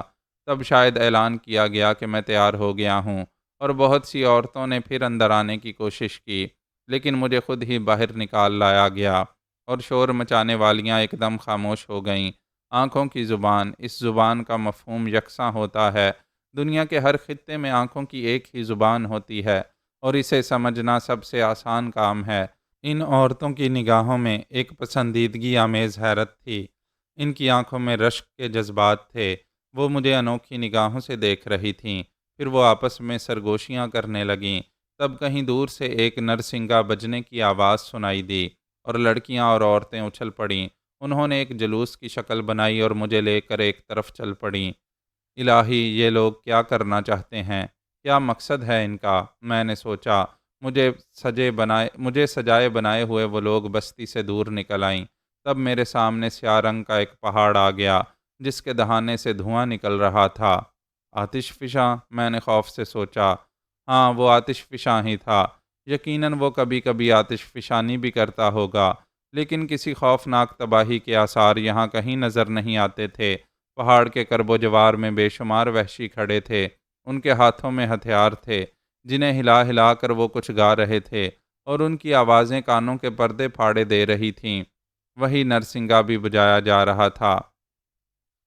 کچھ اور قریب پہنچا تو سیاہ پہاڑ میں کچھ سیڑھیاں سی بنی نظر آئیں اور میں نے گہری سانس لی۔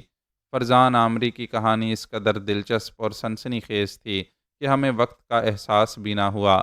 ہم سب پتھر کے بتوں کی مانند ساکت یہ کہانی سن رہے تھے کہ اچانک ایک بھیانک چیخ نے یہ طلسم توڑ دیا۔ عامری بھی اچھل پڑا اور پھر اس نے سنجیدہ لہجے میں کہا، کیا تم میری کہانی سے اکتا رہے ہو؟ اوہ نہیں فرزان، تمہاری کہانی تو بہت دلچسپ ہے۔ میں نے کہا، ہاں تمہیں دلچسپ معلوم ہوتی ہے، لیکن اس کی آنکھیں خلا میں گھورنے لگیں۔ لیکن وہی چیخ پھر سنائی دی اور فرزان کھڑا ہو گیا۔ بس دوستو، آرام کرو، باقی کل۔ لیکن یہ آواز، تم اس پر غور نہ کرو۔ فرزان پھیکے انداز میں مسکرایا۔ کیا تم ہمیں اس کے بارے میں نہ بتاؤ گے؟ بتاؤں گا، وہ کراہ کر بولا۔ کب؟ بہت جلد، اب اجازت دو۔ اور وہ چلا گیا۔ ہم تعجب سے اسے جاتے ہوئے دیکھتے رہے تھے۔ کیسا پراسرار تھا فرزان! کیا خیال ہے دوستو؟ چالاک بوڑھا نہایت صفائی سے ہمیں بیوقوف تو نہیں بنا رہا؟ کرنل ڈکسن نے کہا۔ کیا کہا جا سکتا ہے کرنل، لیکن بیوقوف بنانے کی کوئی وجہ تو سمجھ میں نہیں آتی۔ پھر یہ تو سوچو کہ وہ یہاں اس پراسرار علاقے میں تنہا رہتا ہے۔ میں نے کہا، ہاں، اور یہ سب کچھ؟ ظاہر ہے اس نے آسانی سے تو یہ سب کچھ نہیں بنا لیا ہوگا۔ ظاہر ہے، لیکن وہ یہاں تنہا ہی معلوم ہوتا ہے۔ تم اس چیخ کو کیوں بھول رہے ہو؟ ارے ہاں، وہ چیخ انسانی ہی تھی۔ مجھے تو یہ شخص کوئی بدروح معلوم ہوتا ہے۔ میرا مشورہ ہے کہ یہاں سے نکل چلو۔ فضول باتیں، ہم سب بدروحیں ہیں، پھر وہ اکیلی بدروح ہمارا کیا بگاڑ لے گی؟ احمد البادی نے کہا۔ ہاں، یہ تو حماقت کی ہے، لیکن بوڑھے کی کہانی واقعی دلچسپ ہے۔ ممکن ہے وہ ٹھیک ہی کہہ رہا ہو، تب وہ ہمارا معاون بھی ہو سکتا ہے۔ یقیناً۔ بوڑھے کو شیشے میں اتارنے کی کوشش کرو، اس کی کہانی بھی دلچسپ ہے۔ ممکن ہے اس کہانی سے ہماری رہنمائی ہو جائے۔ یہ بات تو معلوم ہو ہی گئی ہے کہ اس دریا کا اختتام کسی ایسی جگہ ہوتا ہے جہاں آتش فشاں بھی موجود ہے۔ ہاں، لیکن بات پھر اسی چیخ تک جا پہنچتی ہے۔ کیا خیال ہے باہر نکلا جائے؟ ناراض نہ ہو جائے، کوئی ایسا کام کرنے کی ضرورت نہیں ہے، کرنل ڈکسن نے کہا، اور ہم سب خاموش ہو گئے۔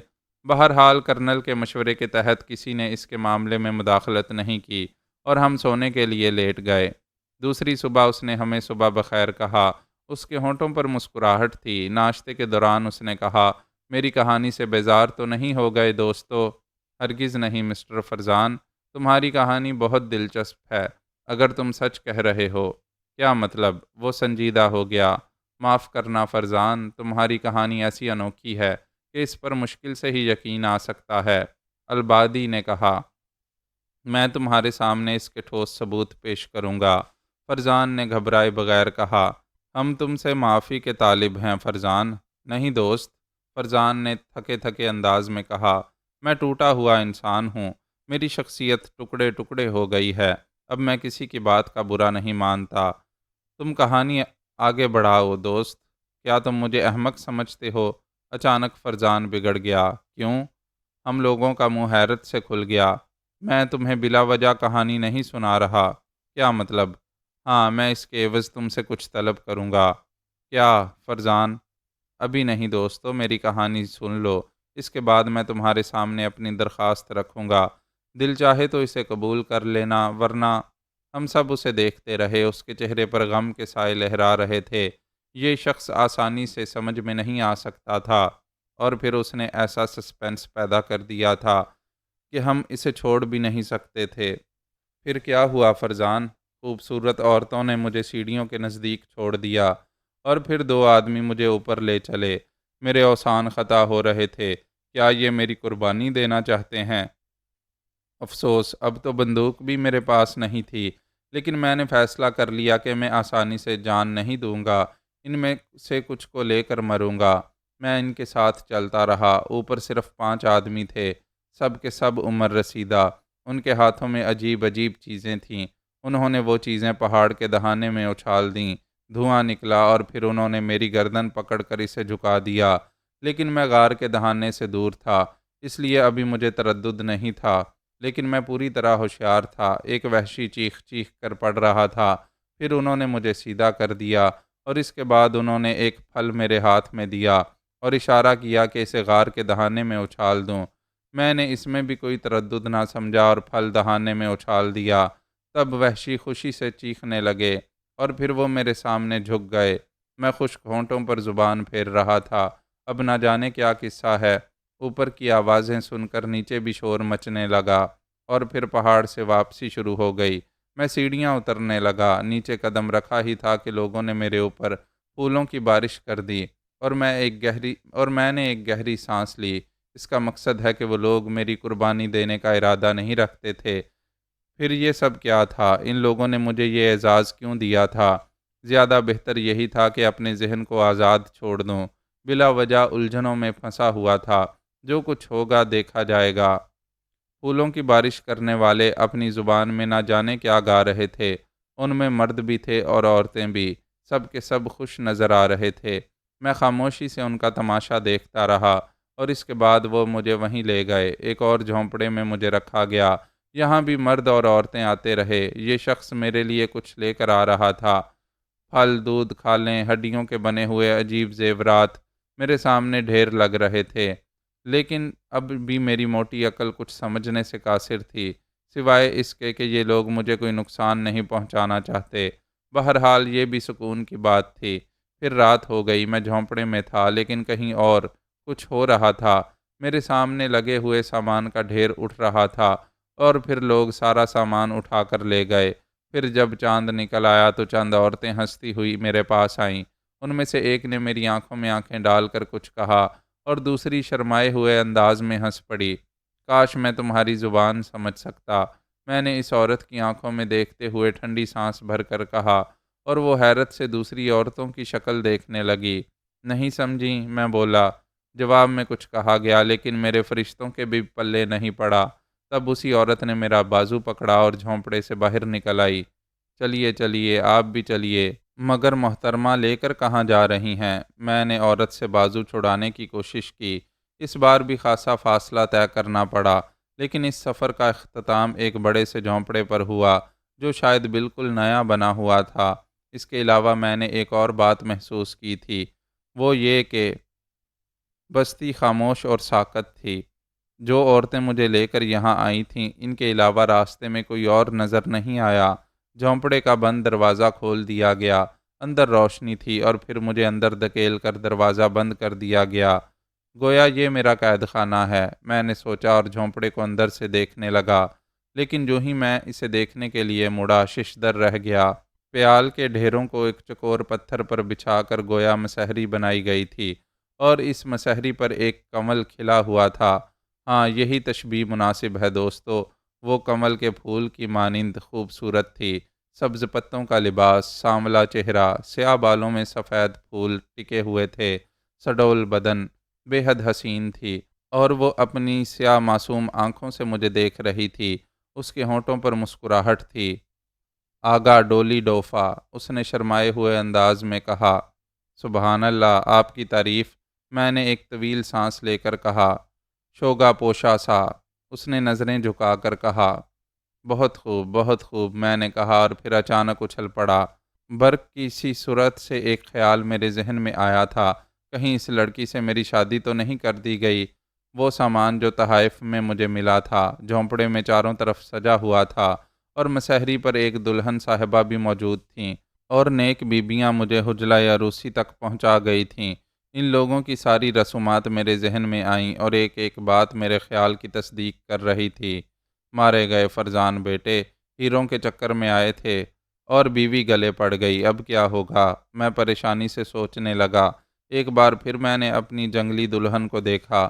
اس بار میں نے اس کے سارے خد و خال پر غور کیا، اور مجھے یہ سودا گھاٹے کا نظر نہیں آیا۔ جنگل کے اس تر و تازہ پھول کے لیے تو زندگی لٹائی جا سکتی تھی۔ ریفا نے مجھے متاثر نہیں کیا تھا، حالانکہ وہ بھی اچھی خاصی تھی۔ اس کے علاوہ میں بتا چکا ہوں کہ عورت کی دنیا کا آدمی نہیں ہوں، لیکن خوبصورت لڑکی دل موہ لینے کی قوت رکھتی ہے، اور بے اختیار میرا دل اس کی طرف کھنچنے لگا۔ میں نے قدم بڑھائے اور اس کے قریب پہنچ گیا۔ خاتون، اگر آپ سے میری شادی کر دی گئی ہے تو واللہ میں ناخوش نہیں ہوں، لیکن میں آپ کو مخاطب کس طرح کروں؟ یوکا آموشا، اس نے سوال کیا۔ بالکل آموشا، ایک دم آموشا، مگر یہ آموشا کیا چیز ہے؟ آموشا، اس نے مسرت برے لہجے میں کہا، اور پھر شرما کر گردن جھکا لی۔ یا خدا، یا خدا، بیوی بھی ملی تو آموشا، میں نے جھونپڑے کی چھت کی طرف منہ اٹھا کر کہا، لیکن دراصل میرا دماغ چکرا رہا تھا۔ سمجھ میں نہیں آ رہا تھا کہ اب کیا کروں۔ اس حسین جنگلی دوشیزہ کو بحیثیت بیوی قبول کرنے کا مطلب یہ تھا کہ مہذب دنیا سے رابطہ چھوڑ کر میں بھی پتوں سے سرپوشی کیے جنگلوں کی خاک چھانتا پھروں۔ پھر میری دنیا، میرے لوگ سر پکڑ کر بیٹھ گئے، لیکن ہمدرد لڑکی مجھے اس انداز میں بیٹھے دیکھ کر بے چین ہو گئی۔ وہ جلدی سے مسحری سے اٹھی اور میرے نزدیک آ بیٹھی۔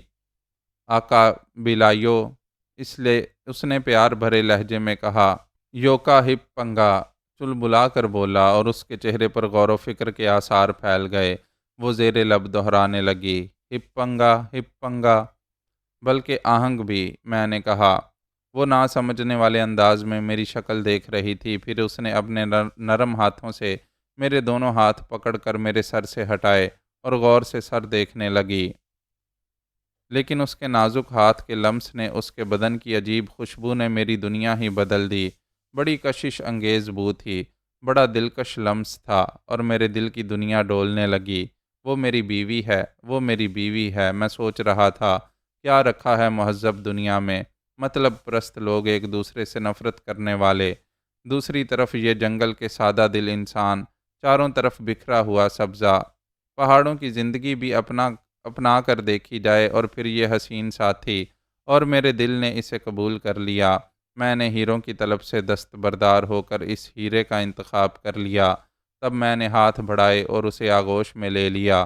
اس نے خوش ہو کر میری طرف دیکھا اور پھر میرے سینے میں منہ چھپا لیا۔ اس کے خود سپردگی کے انداز نے مجھے دیوانہ کر دیا، اور دوسری صبح میرا دل مسرتوں سے منور تھا۔ مجھے بے اندازہ خوشی نصیب ہوئی تھی۔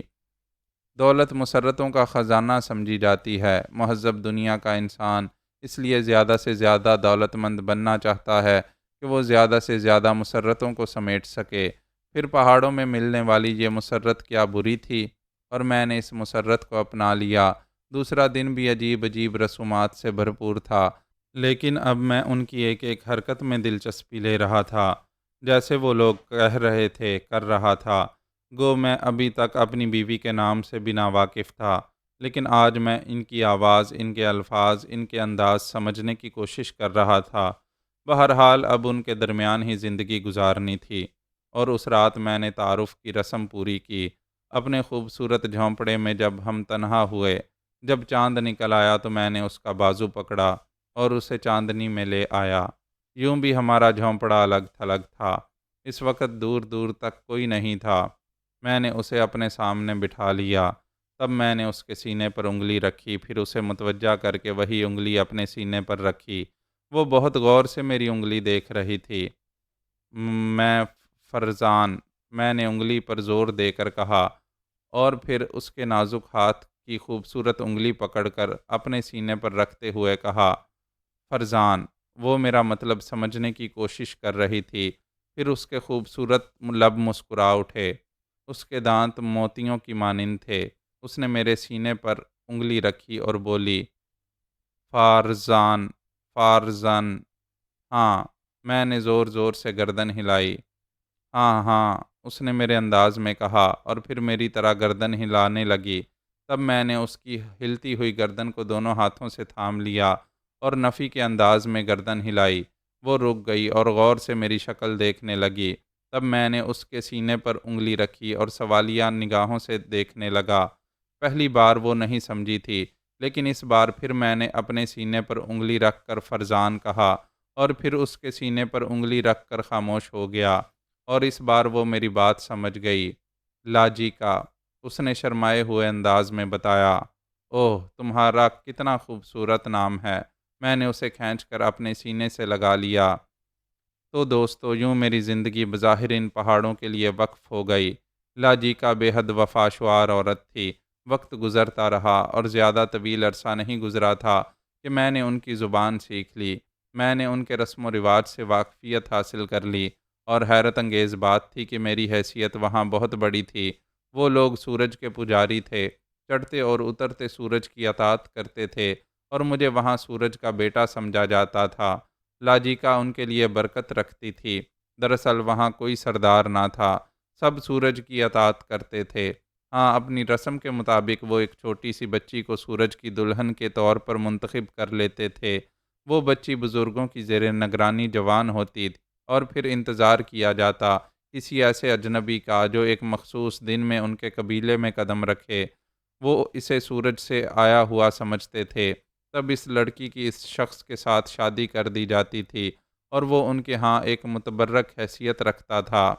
اس کے علاوہ مجھے اور کیا چاہیے تھا؟ نیتیکا کے لوگ میری عزت کرتے تھے، مجھ سے محبت کرتے تھے، میری اطاعت کرتے تھے۔ مجھے یہاں ہاتھ بھی نہیں ہلانا پڑتا تھا، بس عیش کر رہا تھا، موٹا ہو رہا تھا۔ لیکن وقت ساکت نہیں ہے، گردش فلک ہر کہانی میں تبدیلیاں چاہتی ہے۔ اس وقت میرے ذہن میں کوئی خاص بات نہیں تھی، لیکن ایک رات جب میں لاجیکا کو اپنی آغوش میں لیے ہوئے نیند کی وادیوں کی سیر کر رہا تھا، اچانک ڈھولوں کی آوازیں گونج اٹھیں۔ ہم دونوں جاگ گئے۔ میرے لیے یہ نئی آوازیں تھیں۔ لاجیکا غور سے انہیں سننے لگی۔ یہ کیا ہے لاجیکا؟ میں نے پوچھا۔ ذرا خاموش رہو، مجھے سننے دو، لاجیکا نے جواب دیا۔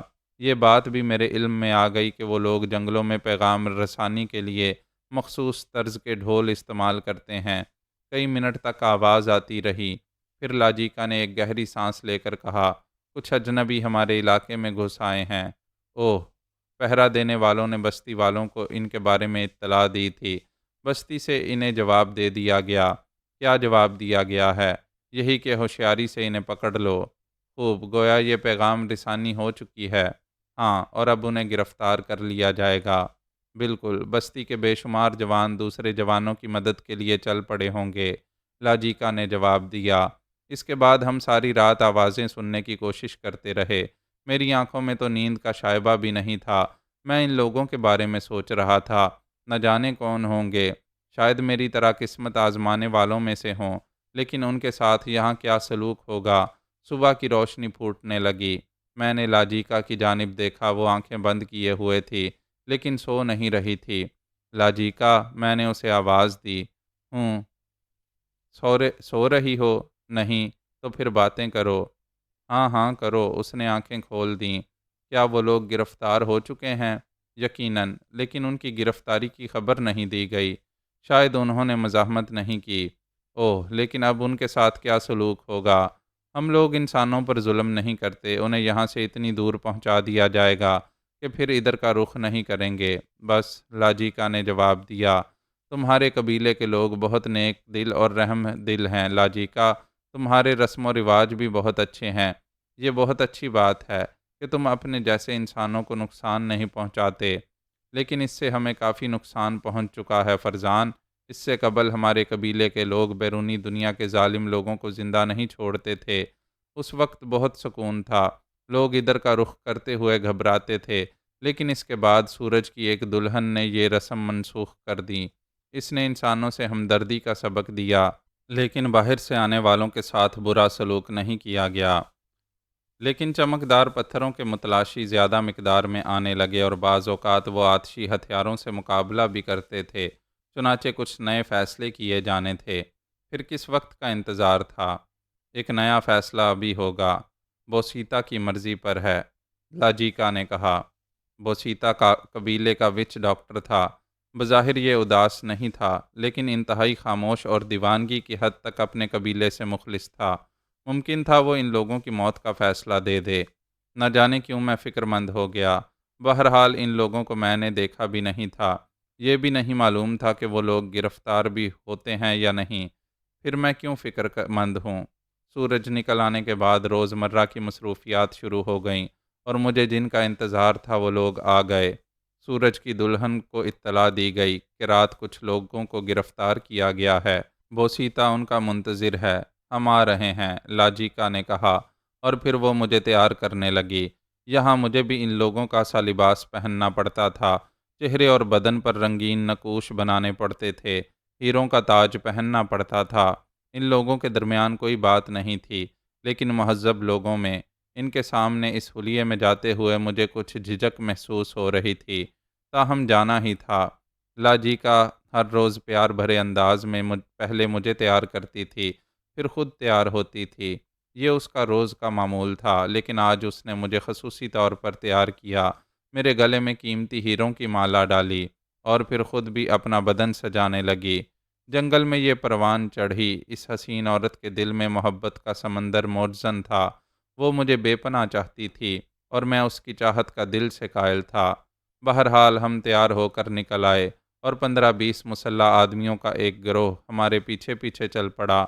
تب ہم اس جگہ پہنچے جہاں بوسیتا کی عدالت لگی ہوئی تھی۔ بے شمار لوگ ایک دائرہ بنائے ہوئے کھڑے تھے۔ ان کے درمیان ایک خالی دائرہ تھا جہاں قیدی بندھے ہوئے کھڑے تھے۔ بوسیتا ایک سفید رنگ کے میز پر بیٹھا ہوا تھا اور اس کے دائیں طرف ایک سنگی سل موجود تھی جو سورج کے لیے اور اس کی دلہن کے لیے تھی۔ ہم لوگوں کو خصوصی طور پر یہ راستہ دیا گیا اور ہم دونوں اندر داخل ہو گئے، لیکن قیدیوں پر نگاہ پڑتے ہی میرے ذہن کو ایک زبردست جھٹکا لگا۔ میں نے انہیں پہچان لیا۔ معزز ناظرین و سامعین، لائک، کمنٹس اور شیئر ضرور کریں۔ شکریہ۔